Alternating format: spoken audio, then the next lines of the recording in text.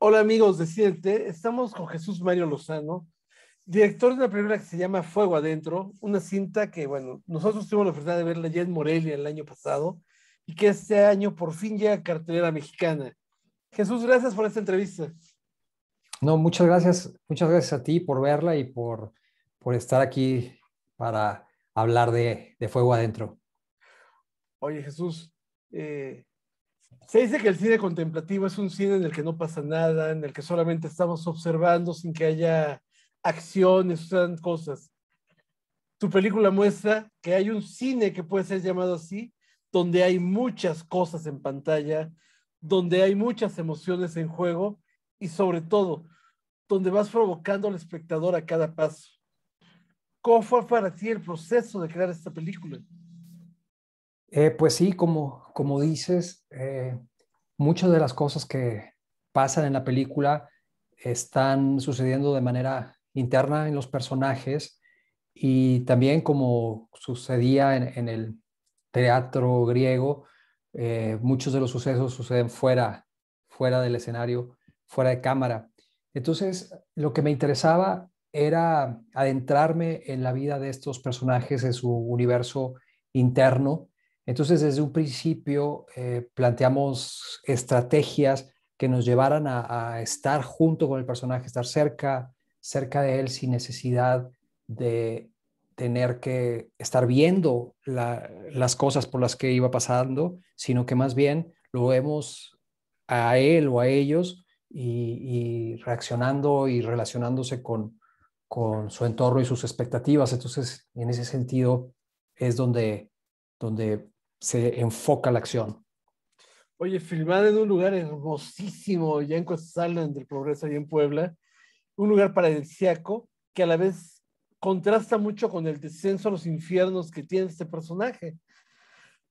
¿Cómo fue para ti elegir esta locación? Sí, Coetzalan y toda el área de Coetzalan, yo creo que es uno de los lugares más interesantes y hermosos que están en México y que no son tan conocidos por distintas razones. Pero algo que me interesó mucho de esa zona es que a la par que está toda esa belleza, hay una serie de culturas vivas que, que hacen que toda esa naturaleza esté cargada por una cosmogonía náhuatl. De hecho, yo conocí toda esa zona a partir de un documental que hicimos que se llamó La Sangre Bárbara, que era un nombre irónico para hablar de estas comunidades náhuatl. Y entonces al estar meses y meses trabajando ahí, entendí esta relación con las montañas o con las cascadas o con los ríos, en los cuales dentro de la cosmogonía náhuatl de esa zona es un sitio donde habitan los dioses. Están en el agua misma, están en las montañas, hay una comunicación con los dioses a través de la naturaleza. Entonces, para mí, el hecho de elegir esa locación era más que elegir un lugar físico, sino era que el personaje, sin saberlo, sin tener el conocimiento, se adentraba a una cosmogonía a través de su relación con la naturaleza. Entonces este personaje en busca de redención parecía que al acariciar las piedras del río mientras está pasando el agua, quisiera comunicarse con ese otro universo que está ahí y que está tan vivo en esa zona. Muy interesante lo que estás diciendo porque esto hace completamente sentido con los tres episodios en los que divides tu cinta que nos llevan en ese viaje al inframundo de la cosmogonía mesoamericana, ¿no es así? Sí, es exactamente, sí, estas partes es como que el transitar de las almas por la tierra y eh, por el camino del inframundo precisamente hacia la muerte. Y de alguna manera eh, es la estructura propia del personaje principal a través de la historia. Entonces, son guiños que se le hace al espectador para acercarse y acompañar al protagonista, al León, presentado por Hugo Catalán, a través de este universo de almas que van fluyendo y que sucede precisamente en esas montañas de la Sierra Norte de Puebla. O sea, ahí es el lugar milenario donde habitan los dioses. Obviamente nuestro personaje no lo sabe, pero lo percibe, lo presiente, va a esos sitios, a esa cascada, a intentar encontrar eso que le hace falta para quizá perdonarse, para quizá redimirse. Entonces sí, la estructura es así como una invitación al espectador a seguir ese camino, ese tránsito. Oye, ya que mencionaste a Hugo, vemos en pantalla a Hugo Catalán, vemos a Armando Espitia. ¿Qué tanta libertad les diste a ellos para improvisar en las escenas? ¿Qué tanto controlaste algunas otras? Sí, bueno, creo que Hugo Catalán y Armando Espitia son realmente grandes actores que hacen diferentes tipos de trabajos muy distintos entre sí. Entonces es una fortuna poder trabajar con ellos haber podido trabajar con ellos en este proyecto. Realmente donde creo que sí hubo más libertad fue en la construcción de personaje previo al rodaje.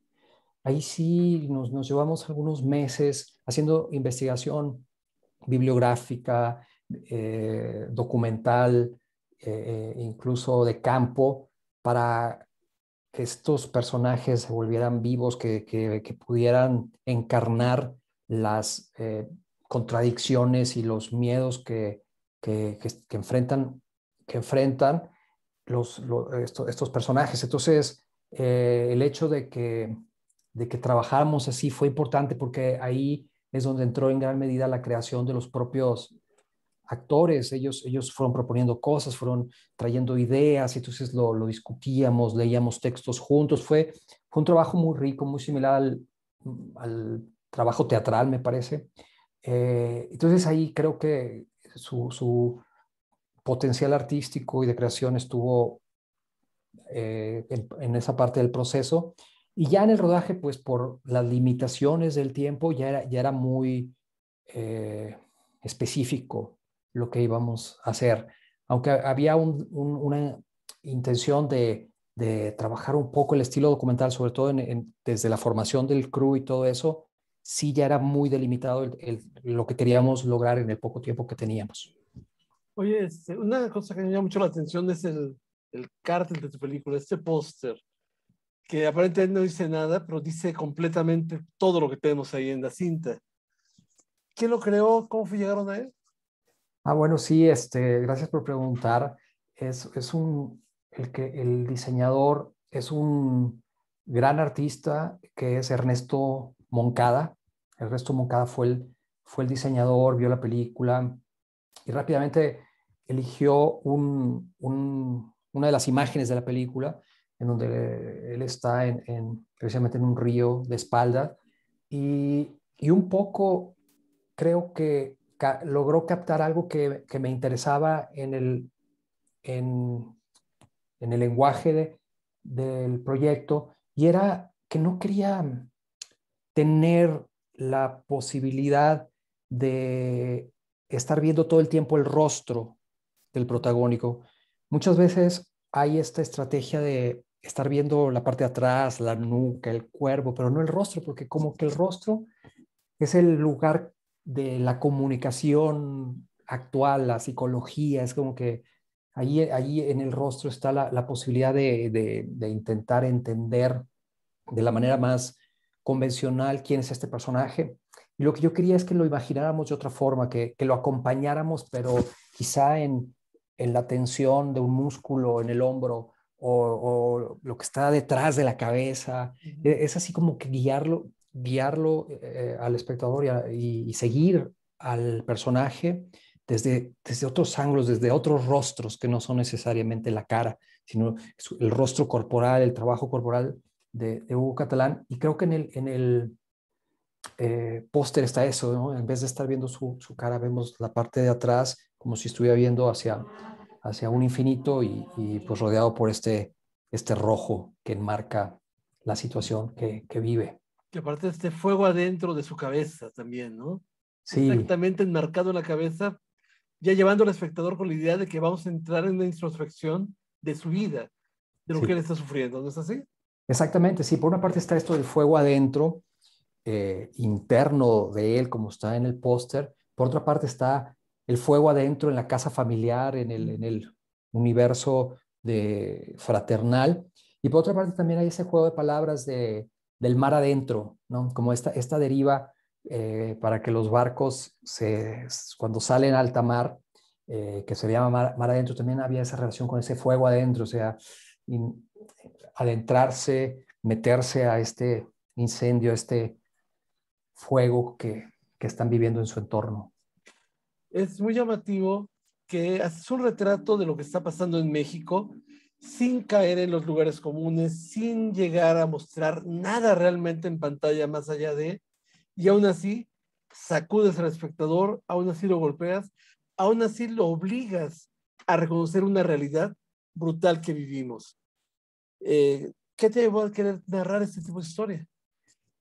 Sí, mira, a mí me interesan mucho estas historias sobre hermanos, estas relaciones de hermanos, porque ahí es donde están los grandes amores, las grandes complicidades, las relaciones profundas de colaboración, pero también las grandes guerras de la historia han sido entre hermanos, las peores, las más crueles, las más pasionales.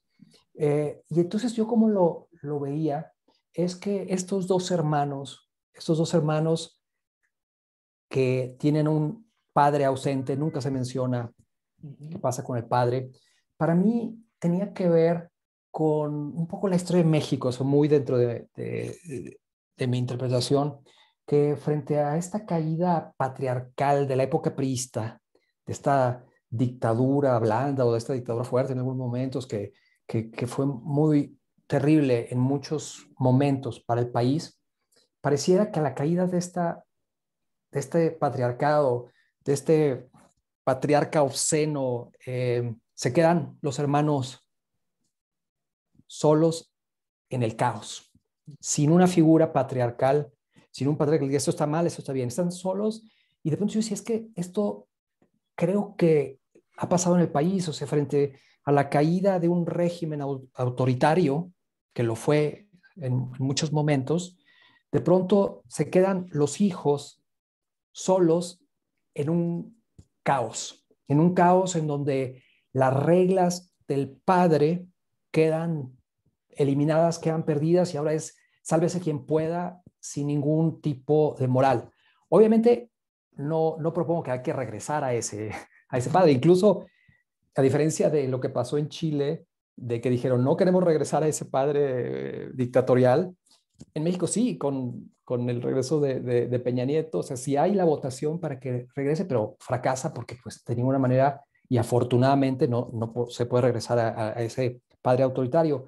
Entonces yo creo que los personajes de Fuego Adentro son esos hijos sin padre, pero también sin brújula.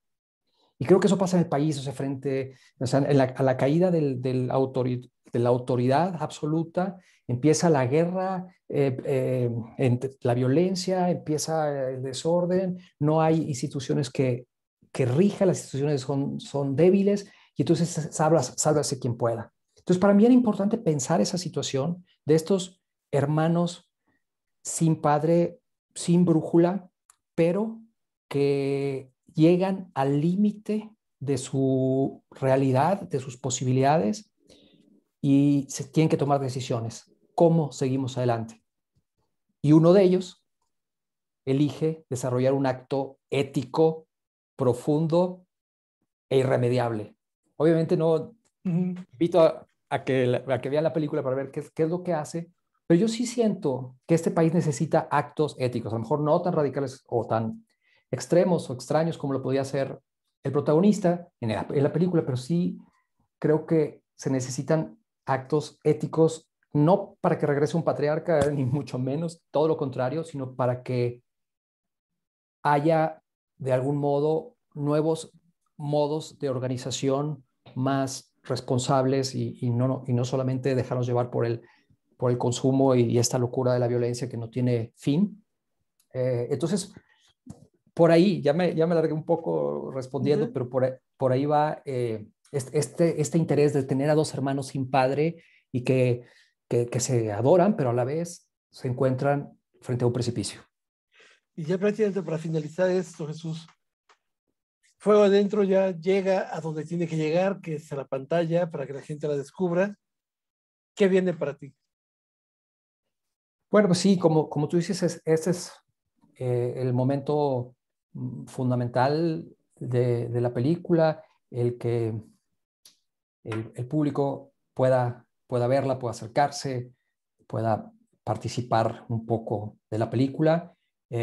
Pues para mí, por una parte, pues es celebrar este momento y bueno, ya estoy escribiendo y trabajando en nuevos, en nuevos proyectos que espero pronto poder estarte compartiendo y platicando a profundidad, pero creo que la época de Fuego Adentro se cierra y hay otras preguntas y otros cuestionamientos que vienen.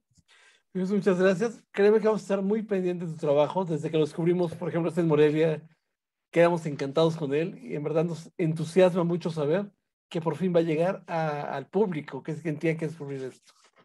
Muchísimas gracias, eso es muy, muy importante, lo más importante. Muchas gracias, Irving, por este acompañamiento y esta conversación y pues seguimos en el camino.